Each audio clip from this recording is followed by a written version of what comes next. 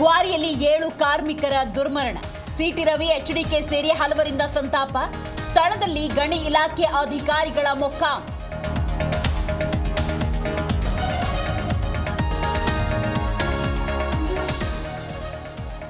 ಕ್ವಾರಿಯಲ್ಲಿ blast ಆಗಿಲ್ಲ ಅಂತ ಗೊತ್ತಾಗಿದೆ. ವರದಿ ತರಿಸಿಕೊಂಡು ಮುಂದಿನ ಕ್ರಮ. ಬೆಂಗಳೂರಿನಲ್ಲಿ ಡಿಕೆ ಶಿವಕುಮಾರ್ ಹೇಳಿಕೆ.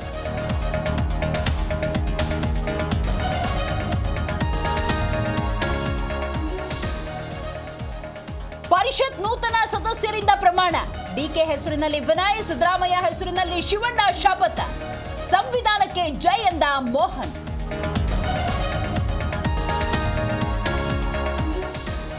ಫುಟ್ಪಾತ್ ನಾಗರಿಕರ ಮೂಲಭೂತ ಹಕ್ಕು. ಪ್ರತಿ ವರ್ಷ 300 ಜನ ಪ್ರಾಣ ಕಳೆದುಕೊಳ್ತಿದ್ದಾರೆ. ತೆರವಿಗೆ ಸಹಕರಿಸುವಂತೆ ಸಚಿವರಿಂದ ಮನವಿ.